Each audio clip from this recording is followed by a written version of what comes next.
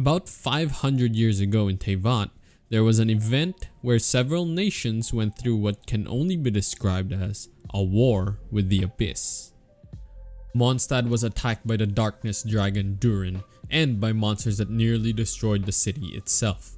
Even the Knights of Favonius was nearly wiped out, as their leadership at the time had fallen in more ways than one. In Inazuma, the yokai went insane and fought against the shogunate. This event almost brought extinction to the yokai. In Sumeru, the city was nearly razed to the ground and the forests were destroyed with the death of the Dendro Archon. This event was called the Cataclysm, and suffice to say, it was a disaster the likes of which could even rival that of the Archon War. But what caused the Cataclysm? I think the most common belief right now is that Celestia attacked the nation of Khaenri'ah because they challenged the divine, and the alchemist Gold turned the people of the nation into monsters as a last-ditch effort to defeat the gods. Or the people of Khaenri'ah have advanced so far that they were considered a threat to Celestia. Or they tried to overstep their bounds and try to steal from the gods, hence the arrogation of mankind. At the very least, the most common theories agree that Celestia forced an attack against Khaenri'ah to stop the arrogation of mankind and to keep a secret that the gods are hiding, and many believe that Celestia is a force that controls the world. But if I may play devil's advocate here, I think Celestia didn't outright destroy Khaenri'ah, but rather they couldn't save it. The distinction here is important because I believe the gods destroyed Khaenri'ah not out of malice, but out of benevolence. I believe Khaenri'ah was too far gone that they had no choice but to destroy what remains of it. But this is also the decision that let the Abyss Order unite against the gods. Let me explain. What I think happened was Gold was either manipulated by the Abyss or he intentionally created monsters and sent them to Teyvat in order to trigger the war in heaven. We know that the monsters like Durin didn't even know what they were doing, as they felt that it was just a dream.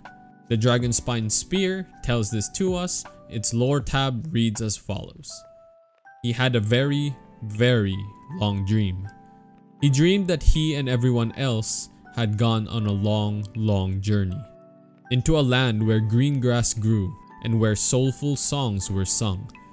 He dreamed that he sang along with the people of this land and danced in the skies with a dragon as beauteous as a jewel. When he opened his eyes, he was in the sky above a mountain, swept by roaring snowstorms.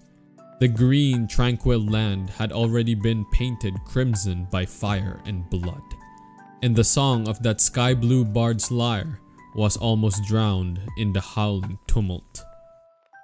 And that bejeweled, lovely dragon, like a tender lover, had now pierced his neck with its sharp fangs. Farewell, mother. My journey is ended. I shall sleep beneath this white shining silver, and perhaps this too is good. Farewell, O lovely bard, and farewell, O lovely dragon. Would that we had met in a different time and place, to meet, to song and dance together. So he thought, most sincerely as he lay dying. Now then, this great blessing that pulses through my veins, and lovely sight of the dark universe that gave me birth, they are now yours to inherit. Also, a quick tangent, in case you haven't noticed, this reads almost exactly the same as Signora's use of the delusion from the Molten Moment lore tab. This would suggest that the delusion works almost the same as how Durin was corrupted. Check my last video for more details. I think these monsters were corrupted, and their attack was not intentional. The Archons probably did not know this, but they also do not know why they were suddenly attacked. So they investigated, and upon their arrival in Khaenri'ah, they discovered the darkness that had already occurred there. And I'm not talking about metaphorical darkness, but the actual abyss engulfing the land, miasma from the land of endless darkness. The ambition of the alchemist Gold turned him against his own people and turned them into monsters under the order of the Night Mother, who is the ruler of the Abyss. This would be the origin of the Abyss Order, and they fought against the Eclipse Dynasty. This is why Dainsleif is against the Abyss Order, because he was a royal guard for the Eclipse Dynasty. The Archon, seeing the darkness, had conflicting opinions on what to do next, to either save the people or destroy everything. In the end, I believe they tried to help, but ultimately failed, which prompted the Sustainer of Heavenly Principles to descend from Celestia and destroy the nation. I think the catalyst for this is Baal's death, which I'll get to later. Our sibling wasn't at Khaenri'ah at this time, and when she arrived, she already found that the city had been destroyed. She tried to find the MC, and upon finding him alive and still asleep, woke MC up and tried to leave Teyvat, only to be blocked by the Sustainer of Heavenly Principles. What happens next is you already know, but the MC and the sibling basically woke up at separate times. But I think the reason why our sibling wants to destroy the gods was because she only saw the destruction and is being manipulated into believing that the gods attacked first. Alright Arlune, you sound insane, I hear you saying. I do understand that this is a bit of a stretch, but we actually have some evidence that supports this, in the form of a timeline. In the Raiden Shogun's teaser trailer, as well as the events of Inazuma and the lore from Inazuma, we actually get somewhat of a timeline regarding the events of the Archon War and the Cataclysm. And we'll check the teaser trailer right now. It starts with Sasayuri the Tengu, who died shortly after the Archon War when Orobashi decided to attack the Shogun. The shogunate went to war with the Sangonomiya, fighting against Orobashi. Sasayuri fell, but ultimately the shogunate was successful and they slew Orobashi. We know that this happened around 2,600 years ago during the Archon War. Next we have Chiyo, who died during the Cataclysm when the monsters of the Abyss corrupted the yokai and in turn also corrupted Chiyo, which caused her to attack the Raiden Shogun. Raiden A cut off Chiyo's sword arm and one horn, and she died shortly after. This occurred during the height of the Cataclysm, as we know that she was still fighting in that war. This means that there was a war with the Abyss during the Cataclysm in Inazuma. We also have some more confirmation of that later on. Lastly, of the three friends, Kitsune Saigu died due to being corrupted by the Abyss and turning into filth.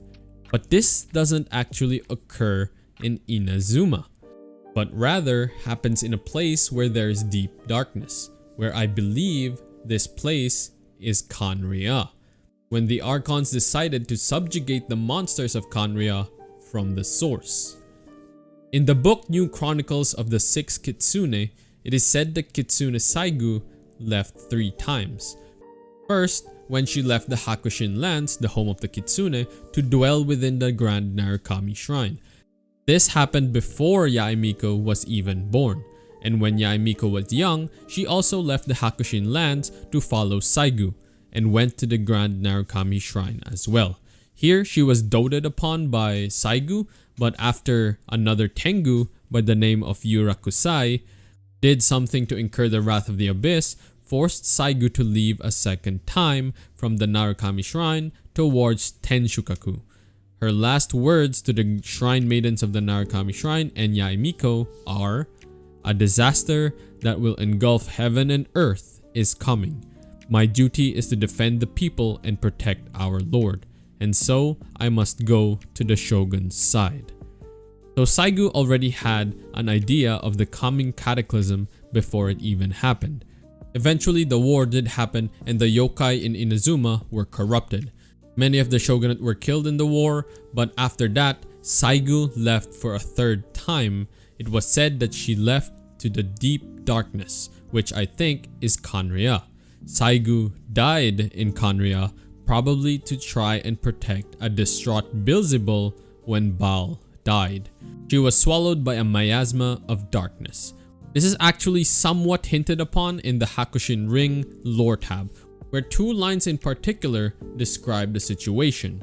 These 2 lines read as follows: "Now in this darkest of places, and I hope the barrier that guards them will not be eroded by any darkness." The Hakushin ring itself was from Saigu's perspective, as she was being swallowed by the darkness itself.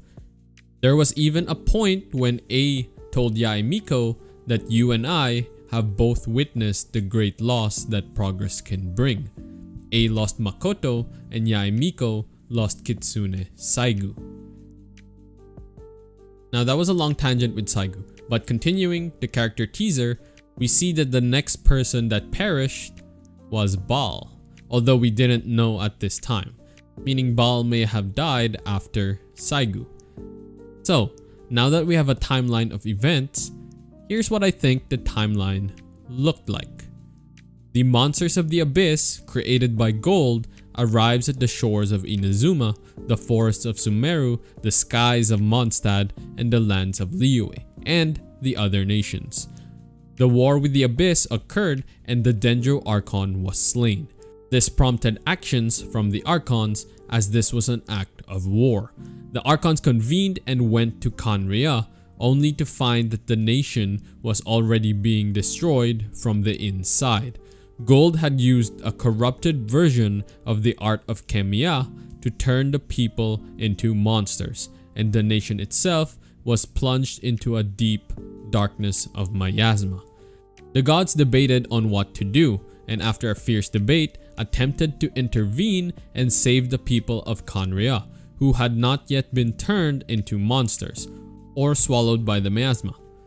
A fierce battle against the Abyss Order occurred, which caused the Electro Archon to be mortally wounded.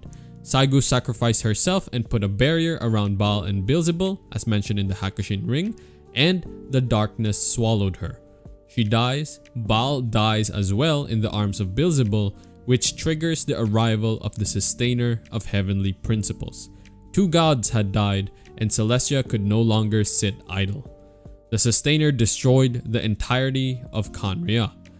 Our sibling returns to Khaenri'ah only to find it destroyed. She finds the MC, then attempts to leave Teyvat, where she was blocked by the Sustainer of Heavenly Principles. The survivors of Khaenri'ah become refugees and are placed around Teyvat. This would explain the existence of people like the Jester, Kaya and his family, Reindetyr, Dainsleif, and Albedo. The Archons eventually find out that the monsters were created using the art of Khaenri'ah, which is why they're careful around this power, but do not outright ban it, as seen with Albedo. This would also explain Dainsleif's aversion towards the Abyss, as he knows that the Abyss caused the actual downfall of Khaenri'ah, and he accepts that the gods' actions were necessary, but at the same time, he is loath to accept that it was the right choice, as many more survivors could have been saved. Our sibling woke up first and went on a journey with Dainsleif to find the truth. He learns about the Abyss Order, the surviving people of Khaenri'ah turned into monsters, and the survival of Gold. She and Dainsleif were given an order to either join the Abyss or go against it. And the rest is, well, we're still playing the rest, so not sure yet. But I hear you saying, if this was the case, why does the Tsaritsa rebel against Celestia now? Well, I think she isn't really rebelling against the gods, but rather being manipulated by the Jester, who is speculated to be from Khaenri'ah. If you're curious about that though, I already made a video kind of about it. Link is in the description down below. And so I think Celestia isn't purely evil, but they are a spectator of sorts and nothing more. They seek to maintain the samsara and the prosperity as written in the white branches in the cycle of life, death, and rebirth. But that's just my theory.